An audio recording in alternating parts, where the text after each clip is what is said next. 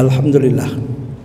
Alhamdulillahirabbil alamin wa bihi nasta'in ala umuri dunya waddin. Wassalatu wassalamu ala asyrafil anbiya'i wal mursalin sayyidina wa habibina wa maulana Muhammadin wa ala alihi wa sahbihi ajma'in. Asyhadu an la ilaha illallah wahdahu la syarikalah wa asyhadu anna Muhammadan abduhu wa rasuluh. Ayyuhal hadirun, usikum wa nafsi wa iyaya bitaqwallah faqad fazal muttaqun. Wa qala ta'ala ittaqullaha haqqa tuqatih wa la tamutunna illa wa antum muslimun. Jemaah Jumat yang dimuliakan oleh Allah, mari sama-sama kita merenung akan satu ayat Al-Quran yang diungkapkan oleh Allah Subhanahu wa taala. Apa alasan pertama dan utama Allah mengutus Rasul Muhammad sallallahu alaihi wasallam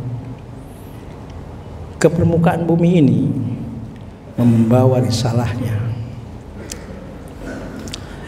Di dalam Al-Quran surat Al-Anbiya ayat 107, Allah Subhanahu wa taala menjelaskan, wa ma arsalnaka illa rahmatan lil alamin. Wa ma arsalnaka, tidaklah kami, kata Allah, mengutus engkau hai Muhammad membawa risalah dari Allah Subhanahu wa taala, yang mana risalah tersebut engkau sampaikan kepada seluruh umat manusia khususnya, dan engkau langsung hai Muhammad yang menjadi tauladan, yang menjadi contoh pelaksanaan syariat tersebut. Illa rahmatan lil alamin, kata Allah, kecuali hanya sebagai rahmat bagi seluruh kehidupan yang ada di alam semesta ini. Bukan hanya alam manusia, tapi juga rahmat bagi alam binatang. Bukan hanya alam binatang saja, bahkan mungkin alam tumbuh-tumbuhan dan semua apa yang ada di alam semesta ini. Apalagi untuk kehidupan umat manusia.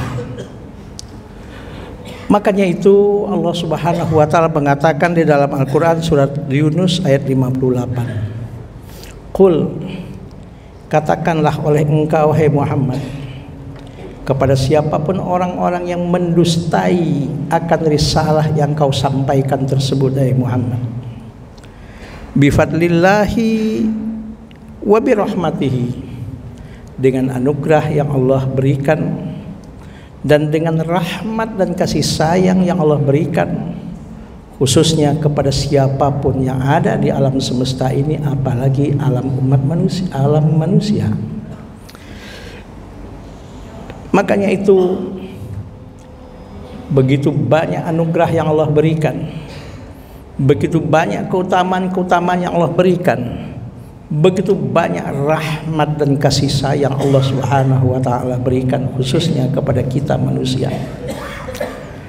Maka fabidzalika falyafrahu, maka dengan itu kata Allah, hai seluruh manusia, apalagi yang mengaku sebagai umat Nabi Muhammad sallallahu alaihi wasallam, yang mengucapkan asyhadu an la ilaha illallah wa asyhadu anna Muhammadar Rasulullah, hendaknya dengan diutusnya Rasul Muhammad sallallahu alaihi wasallam membawa risalah tersebut, semestinya dan hendaknya disambut dengan sukacita dan dengan gembira.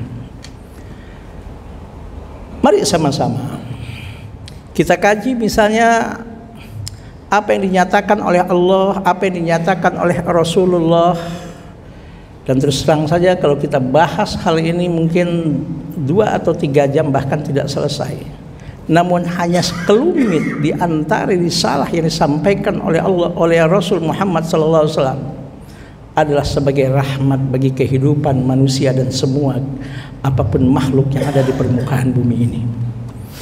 Salah satunya misalnya Allah Subhanahu wa taala jelas di dalam Al-Qur'an, yaitu surat Al-Baqarah ayat 173 mengatakan, apa kata Allah? Innama harrama alaikumul maitata wad dama wa lahmal khinzir, misalnya. Sesungguhnya Allah Subhanahu wa taala telah mengharamkan kepada kalian mengkonsumsi apa yang disebut dengan bangkai, bahkan mengkonsumsi apa yang disebut dengan ad-damal, yaitu darah yang mengalir, baik dari binatang-binatang yang dagingnya halal untuk dikonsumsi, walahmal khinzir, dan Allah Subhanahu wa taala juga mengharamkan kepada kalian mengkonsumsi daging babi.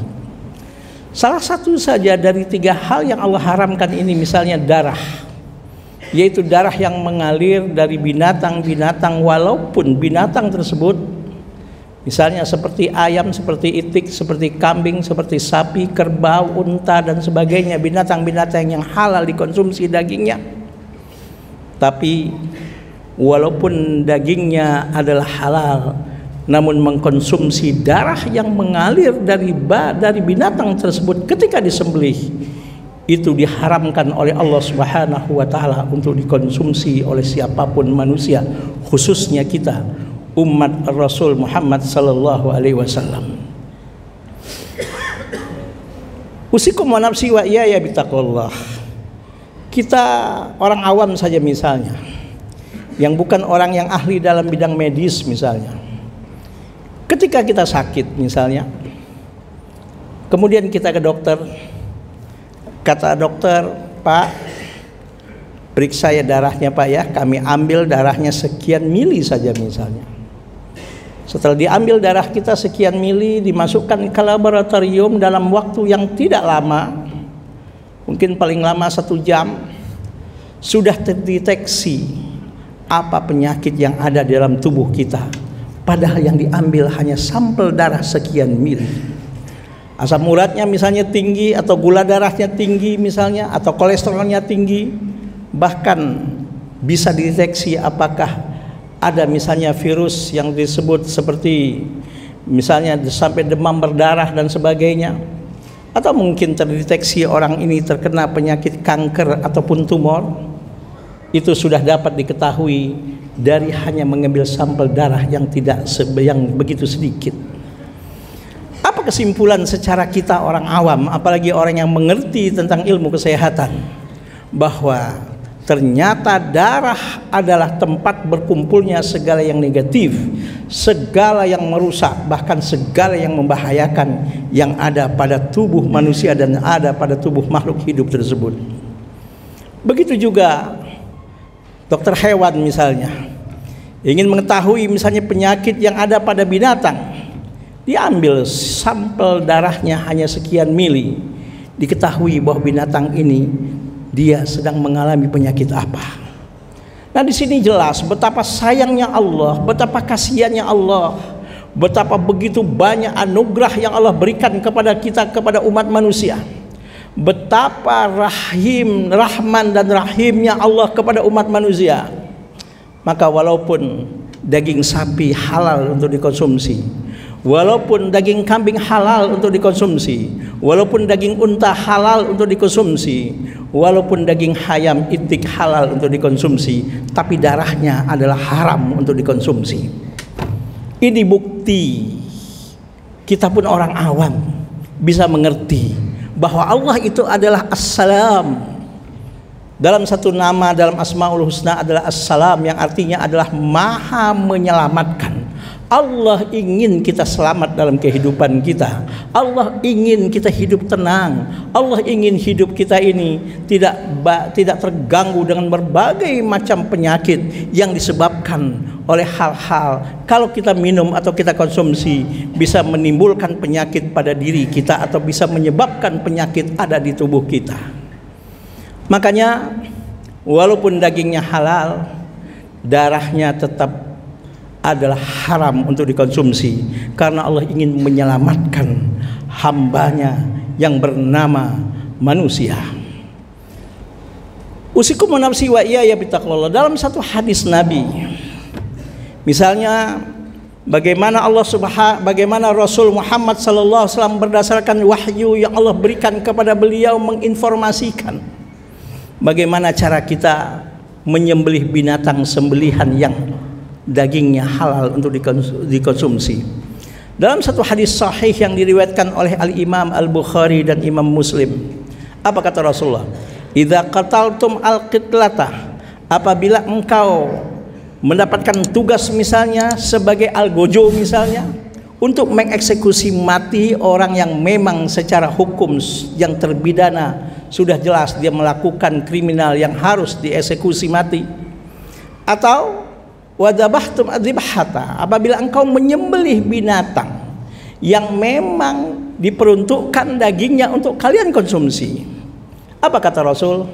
Fa ahsinu adzibhata, bikinlah bagaimana menyembelih binatang sembelihan tadi dengan sebaik mungkin. Bagaimana caranya kata Rasulullah?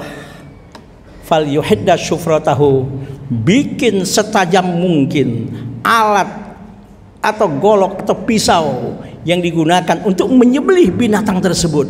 Dijamin kata Rasulullah, wal yurih dzabihatahu, cara yang sedemikian membuat setajam mungkin alat yang digunakan untuk menyembelih binatang tersebut yang sesuai dengan tuntunan syariat, maka wal yurih dzabihatahu kata Rasulullah, dijamin binatang itu tidak akan merasa sakit kata Rasul Muhammad sallallahu alaihi wasallam.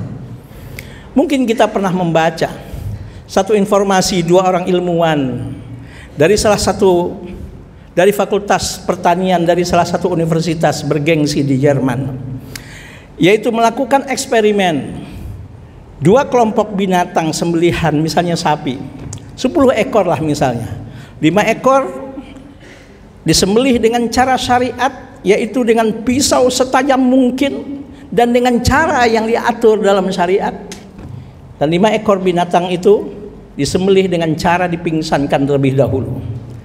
Sebelum binatang ini disembelih, sebulan sebelum itu dimasukkan 2 chip ke otaknya dan ke jantung binatang tersebut.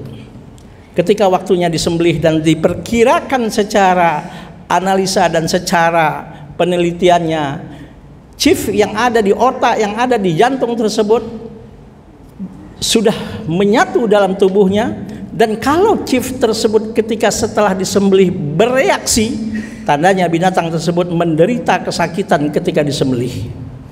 Apa yang terjadi? Kelima binatang yang disembelih dengan cara dipingsankan dan dibius terlebih dahulu, semuanya justru alat dan chip yang diletakkan di jantung dan di otaknya tersebut bereaksi menunjukkan binatang itu ketika disembelih dalam kondisi sakit dan menderita. Tapi subhanallah, binatang yang disembelih secara syariat dengan pisau yang begitu tajam, yang mana kita tahu urat nadi 3-nya itu harus putus maksimal. Subhanallah, setelah diambil chipnya itu dari binatang yang disembelih secara syariat, sedikit pun alat tadi tidak menunjukkan reaksi yang menandakan binatang yang disembelih itu tidak merasa sakit dan tidak merasa menderita. Belum lagi dengan disembelih dengan cara syar'i, otaknya normal, jantungnya normal, maka memompa seluruh darah yang ada dalam tubuhnya, bahkan bahkan darah-darah yang ada di dalam daging pun keluar secara maksimal, yang akhirnya dagingnya higienis, bersih, dan subhanallah tidak mudah tidak mudah untuk membusuk. Subhanallah. Kenapa Allah Subhanahu wa taala mengaramkan apa yang disebut dengan transaksi ribawi dalam berekonomi? Sehingga Allah mengatakan wa halallahu al-bai'a wa harramar riba. Allah menghalalkan transaksi jual beli dan mengharamkan apa yang disebut dengan transaksi riba. Ternyata disadari atau tidak disadari, apa yang disebut dengan konsep ribawi dalam berbisnis itu, disadari atau tidak, membuat pelaku bisnis tersebut hilang rasa cinta dan kasih sayang kepada sesamanya. Bahkan dengan tidak disadari, lama-lama orang yang mempraktekkan konsep ribawi ini menjadi sadis dan kejam. Dia tidak peduli apakah konsumen misalnya akan menderita atau tidak, dia tidak peduli. Yang penting dia mendapatkan untung yang sudah dinyatakan dan sudah disepakati sesuai dengan transaksi ribawi tersebut. Maka mari sama-sama, Allah mengatakan tadi, hendaknya Rasul Muhammad sallallahu alaihi wasallam membawa risalah tersebut kita sambut dengan gembira, kita sambut dengan sukacita, dengan cara kita mengimani risalah tersebut dengan iman yang sebenar-benarnya.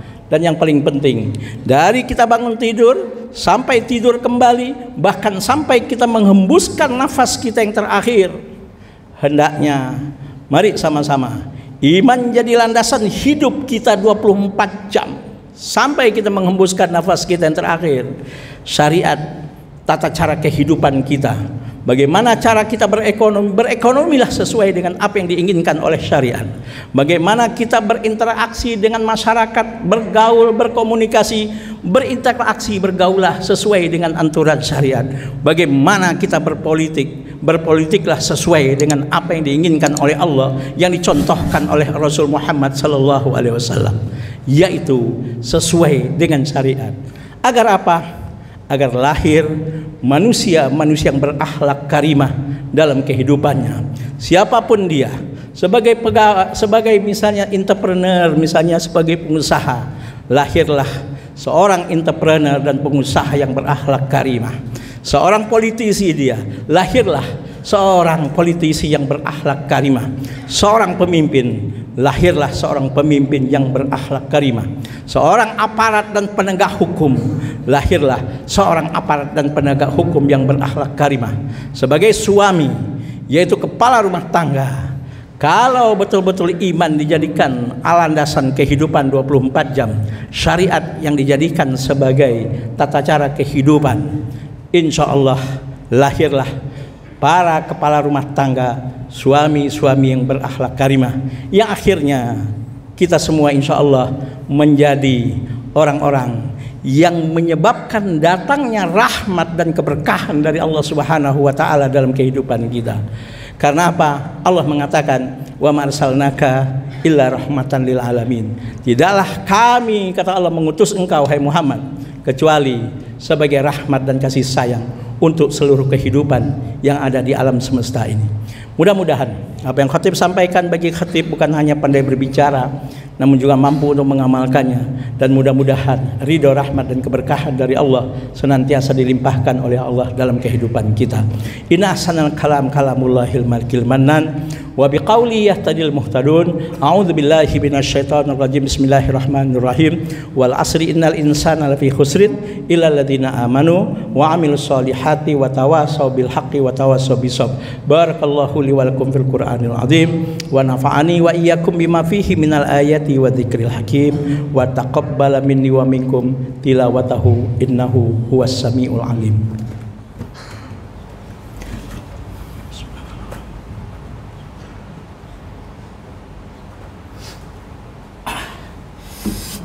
Alhamdulillah.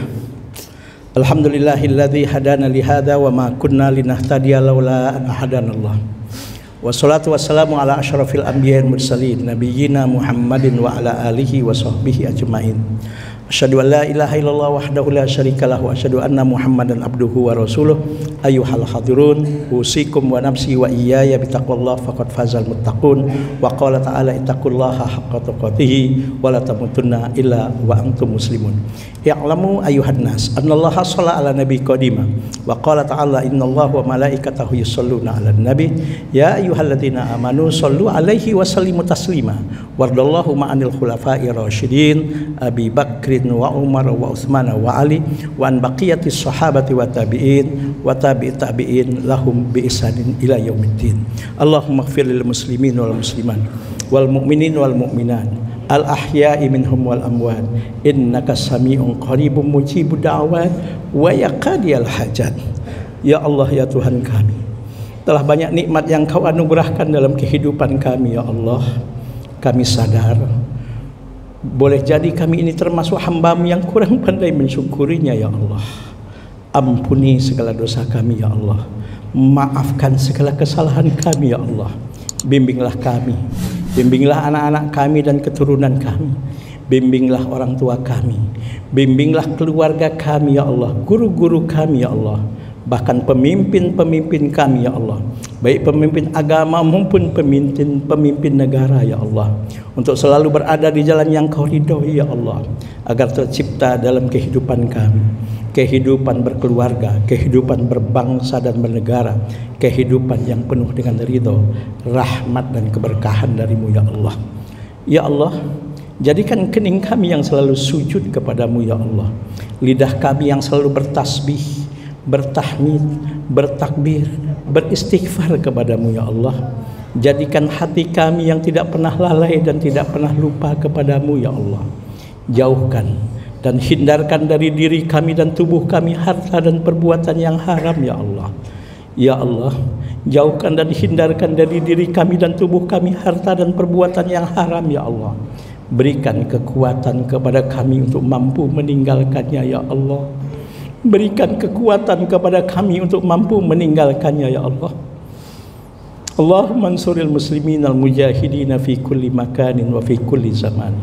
Allahumma ansuril muslimin al-mujahidin fi kulli makanin wa fi kulli zaman. Allahumma ansurhum ya Allah fa innaka khairun nasirin. Allahumma ansurhum ya Allah fa innaka khairun nasirin. Allahumma ansurhum ya Allah fa innaka khairun nasirin. Sekelam apapun masa lalu kami ya Allah, jangan jadikan sebagai penyebab diturunkan berbagai macam bencana dan musibah dan penyakit kepada kami ya Allah. Sekelam apapun masa lalu kami ya Allah, jangan jadikan sebagai penyebab tidak ijabahnya doa dan permohonan kami ya Allah. Rabbana taqabbal minna innaka antas samiul alim wa tub alaina innaka antat tawwabur rahim. Rabbana atina fid dunya hasanah wa fil akhirati hasanah wa qina adzabannar.